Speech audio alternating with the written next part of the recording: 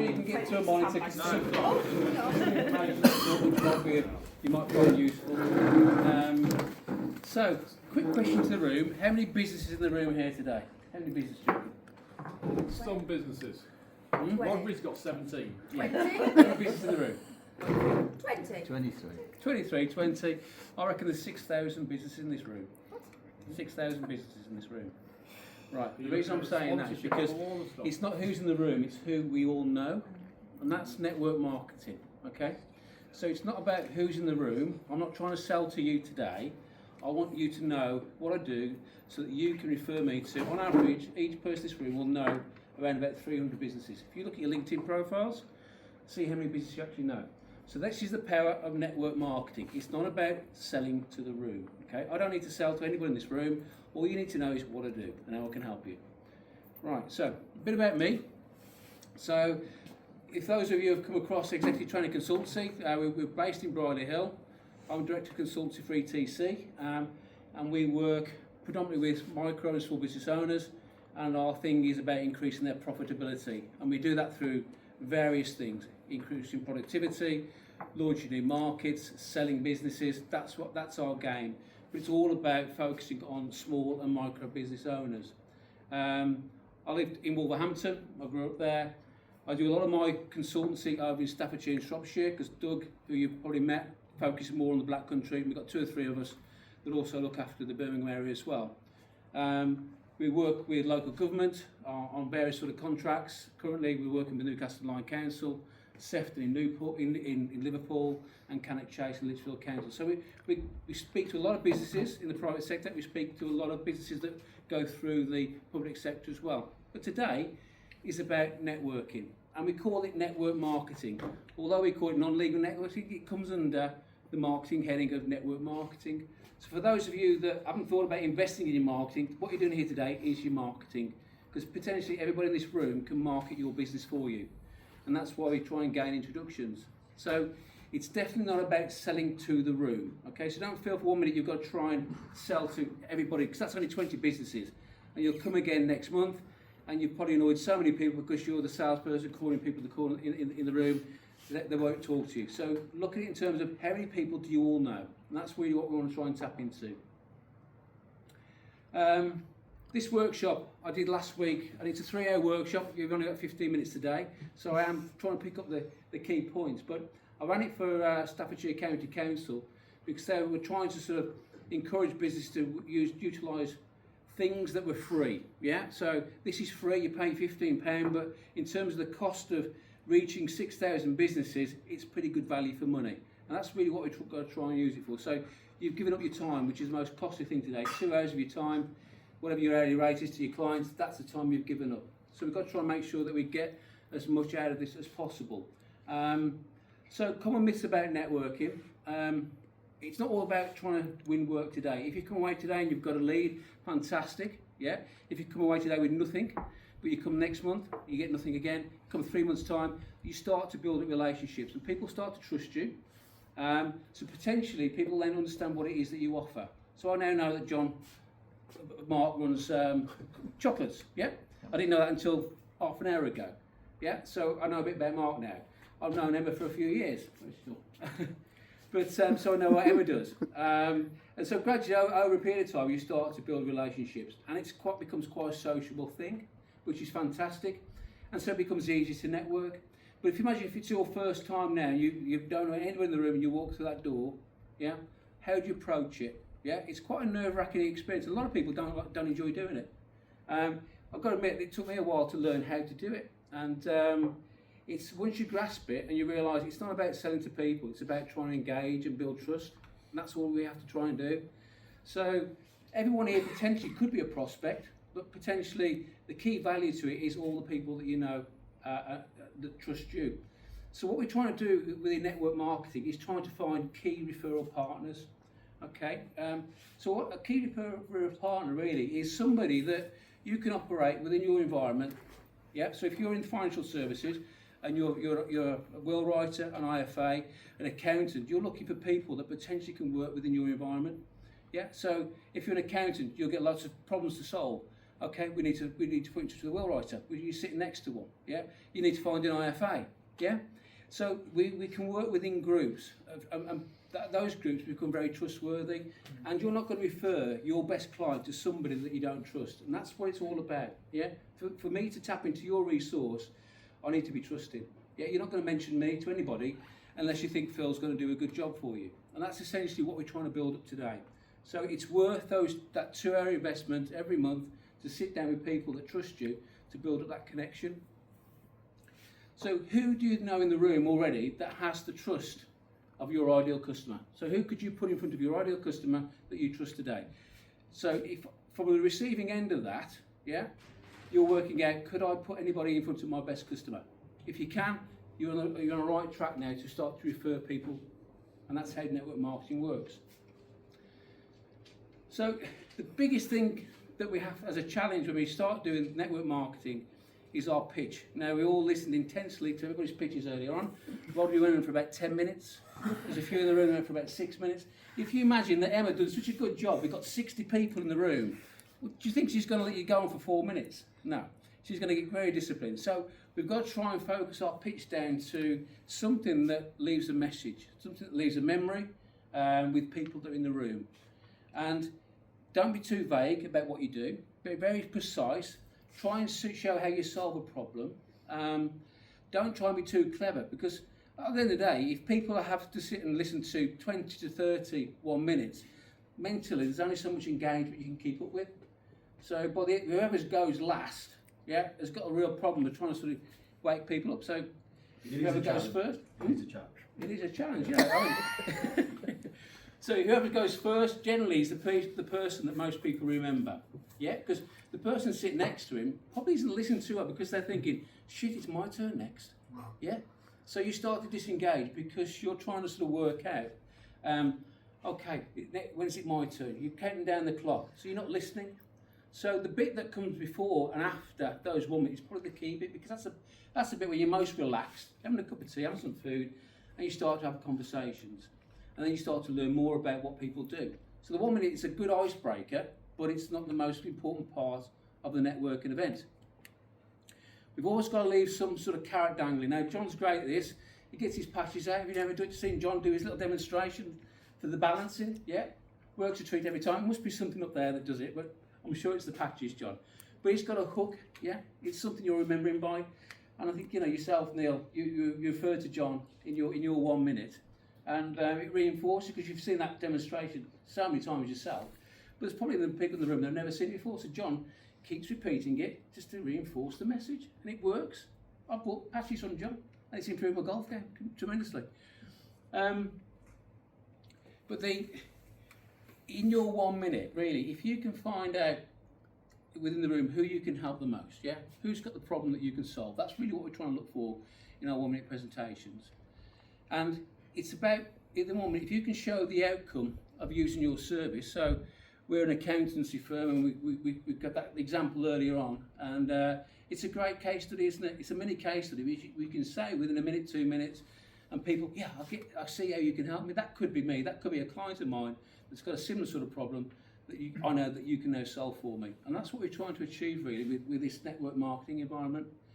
And if you can be specific about a sort of business that you're looking for, yeah. So I always say in my 1 minute, we're looking for small business owners that are trying to grow their organisations, trying to improve productivity. Maybe they want to sell their organisation. That always comes up in my 1 minute, because that's the sort of ideal client for us. To grow a business for your small business is quite complex, so we can help you do that. But I can be quite specific sometimes about the sort of companies that I want to work with. And we can't work with everybody, we get that, but there's certain businesses we know that we can work well with. And with network marketing, we work out who in the room is ideal for us or can refer us. So this is an example pitch that I've often used.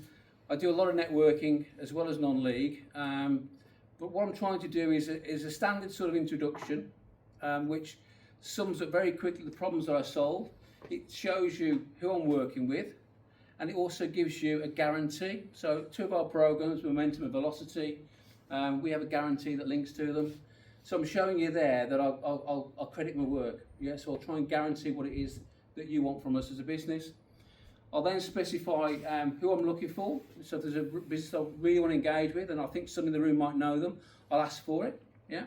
But I'll also then start to sort of show you some key problems that we've solved for lots of organisations. And I listed a few there: targeting new markets, employing your first member of staff, pricing for profitability, such your pricing strategy, selling or retiring from the business. How do you exit the business?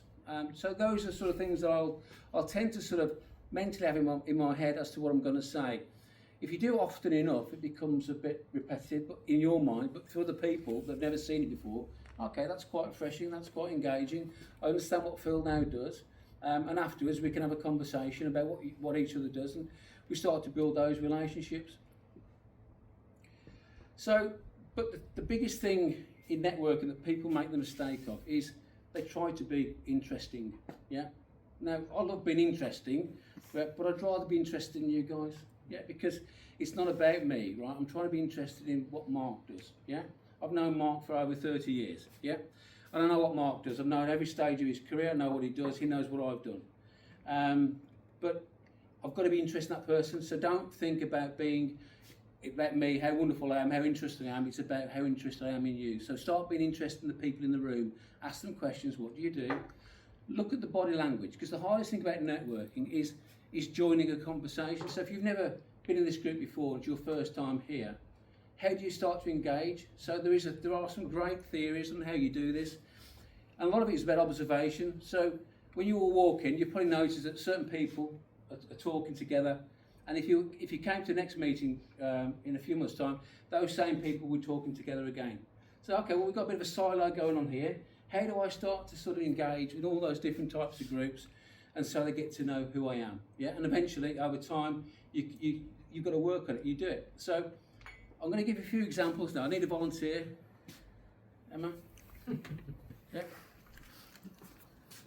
Right. So in networking, you often come across a situation like this. Right. I'm talking to Emma. I'm very locked on Emma's eyes, and we're having a good conversation. That scenario tends to suggest to me that we're talking privately about something. Yeah, so we could be talking about specific work contracts, specific people. I may know Emma, so she's a friend. So this face-on-face contact suggests that I don't really want anybody else engaged in that conversation, right? So that's an observation from a body language you've got to start to think about. When you look at groups, I find it very difficult now to try and break that conversation up and introduce myself, right? But if I was standing like here, Mark, do you want to... Mark, come and join us. Yeah? So if we're standing like this, right, you'll notice that we're a bit more open. So this is an ideal situation whereby we can now invite somebody else to come along. So Rodri, yeah, so Rodri comes along, joins the conversation, and we can really bring Rodri involved, and we can, get him to contribute, and he'll know exactly what we're talking within 5 or 6 minutes. So this is an open stance, yeah. Our feet aren't pointing at each other, they're pointing away from each other. So try and observe that body language. This is a really easy group to join now. Because we're open, we want you to come along and have a conversation. Yeah? If it's closed off, you've got no chance, ignore it. Find somebody that's open like this. Okay? Cheers, thank you. So if you're struggling with your network marketing to engage in a group, look for that scenario. It's an easy way of introducing yourself. And people you'll find that are in that sort of setup there want you to come and have a conversation, because at the end of the day, you can only talk for so long, can't you? You can only have a conversation with certain people for so long. And if you don't want to be part of that group, it's also easy to leave that group very easily and say, look, I'm just going to pop and see John over there. I'll be back in a second. Right, you've left the group, so it's easier to come and go, and other people can join the conversation at the same time. So we can break that barrier down of networking. And so how do I join a group to start with? By simply positioning ourselves in the right area, but also looking for people that are more open in their body language. Greetings are so important really with networking, because when you say hello to somebody, the next question is going to be, what's your name, what do you do, where are you from? Yeah. So if we can quickly say what we do in a networking environment, and also say how we help, that's a really good first level of engagement. So I'm Phil from Executive Training Consultancy. We help businesses increase their profitability. You can all think of your opening statement quite easily, because straight away, okay, well, I can see how you're helping people. So now I'm interested in how you do that. How do you help people? so we can get the conversation going. For those of you that struggle to engage initially with people in conversations, have a think about some opening statements. So things like, what brings you here today? Well, I'm here from Network, obviously, yeah, but what are you looking for today? Yeah, what sort of business do you need to engage with? Who do you usually get referrals from? It's a good question. Well, normally from accountants or IFAs or will writers or marketing people. You know, that's where I tend to get referrals. Okay, well, on that basis, there's 2 or 3 of us over there, and then people can then start to introduce to other elements within the room. What sort of clients are you trying to avoid? I say, well, hang on. Yes, you can't sell to everybody, you can't deal with everybody. So if you're in a room, if you're in a corner full of people you can't do anything with, yeah? So if you're sitting on the IFA table, yeah, what's the point in that? Yeah? If you ever go to a Chamber of Commerce networking event, when it's not structured like this is, you'll find that people are attracted to people like them. And ironically, you'll find all the accountants don't sit on the table, all the IFAs sit on the table, all the solicitors sit on the table, all the graphic designers start to sit on the table. It's just we all migrate to people like us. So you've got to be quite disciplined and think, oh, that's going to be of no value to me if I'm going to give up 2 hours of my time to sit on the table with people that do exactly the same as me. So we have to work the room better, yeah? So don't always migrate to people that instinctively you think are like yourself, because invariably they're doing the same job as you. All right. Does anybody else have any great conversation starters? Anybody else want to volunteer how you engage in the conversation? Phil, I've got. Made a will. Mate, I've got a great one at the minute, so I haven't got it with me as an example, but I have a really beautiful pink bag, which is a keyboard. It also sings and glows in the dark, and I've took this to quite, and not on purpose, I took it to a few networking events, and everyone just makes a beeline and goes, oh, I love your bag, where'd you get it from? And then I start playing the tune, and that is a great conversational. Get a handbag. Yeah, so get a crazy handbag. I just use any of the open questions to be fair. Yeah. Tell me about yourself. Yeah.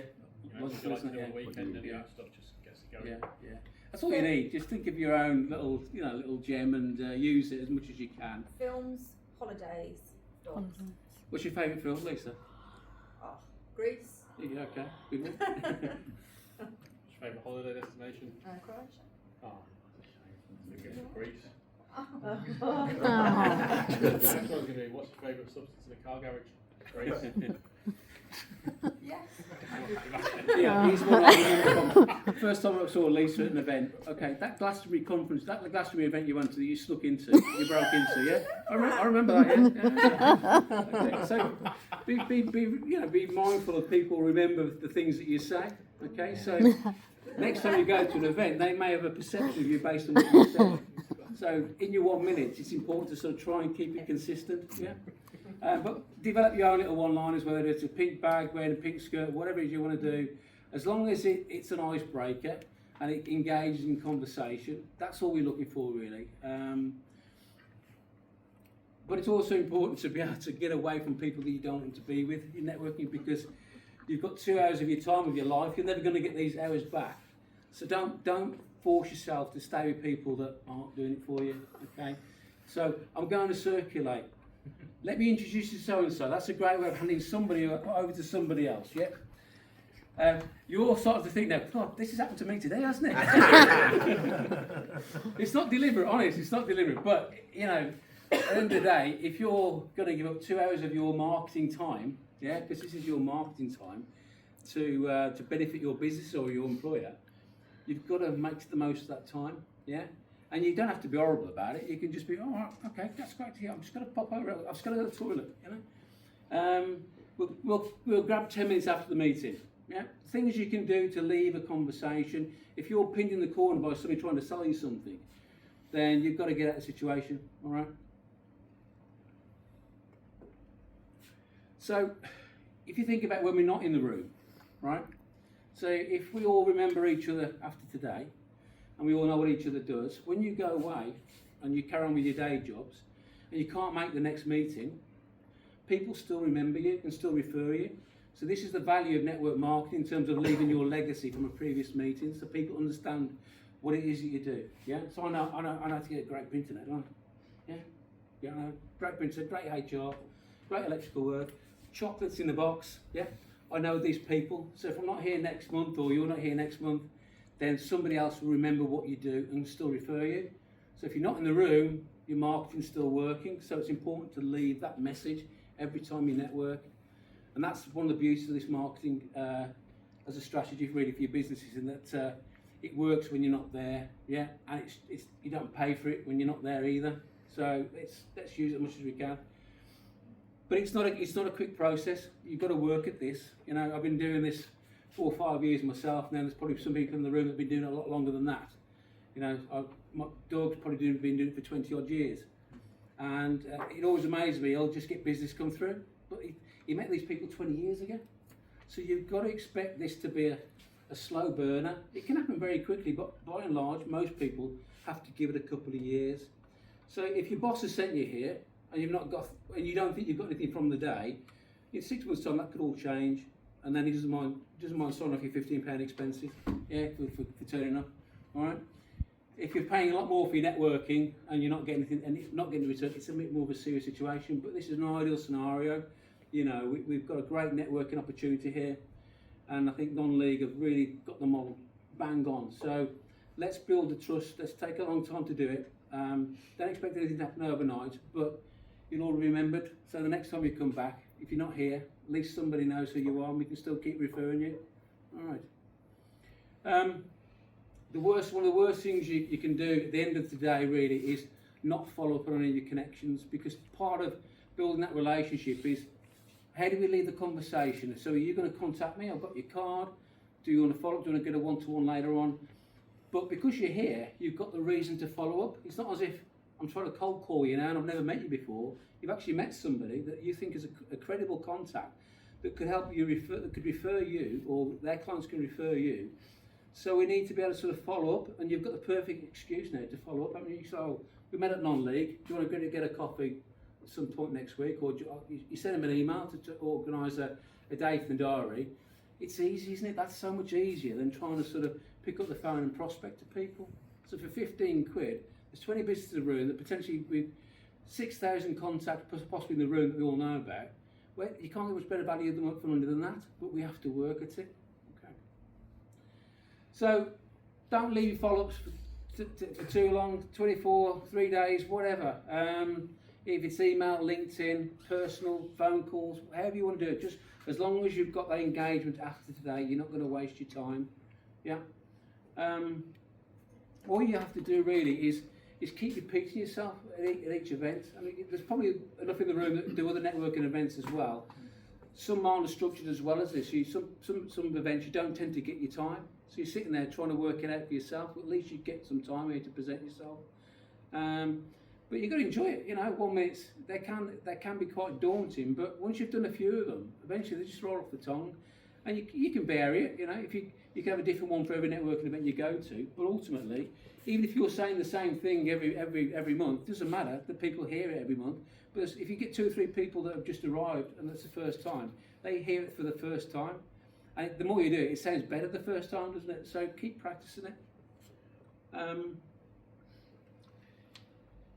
You can some networking groups put a sign to this, and you can track exactly how much you've made from networking. But I think you can measure this yourself in the right way. If it feels better, if it feels good, it's a good meeting. You enjoy it. It's a social thing as well as a business thing. It's easy to follow up because I know enough people in the room now. But you've worked out that it's the right networking group for your business, because all networking groups can be different. So it's got to be right for your business. Yeah. This is right for my business because we work with small and medium-sized businesses, and most people that tend to attend these meetings are of that sort of stature, and they tend to know similar-sized business, so it works for us. So I've worked out that this is a good event for us to attend. And I think if you're corporate and you want global businesses, this isn't the event for you. So you've got to really work out what's the best use of your time, and is this event going to work for you? So that sounds all logical, but it does make a lot of sense in terms of I've got to make sure I'm getting a return on my investment. But, you know, play the long game, be useful for people, so show how you can help them, Stay visible, keep repeating the messages, keep selling the patches, keep selling the printers. It will eventually come through, but make sure it's fun. Yeah, it's got to be fun, and people will engage better with you if you're happy. Simple as that. That's enough, I think, Emma. All right.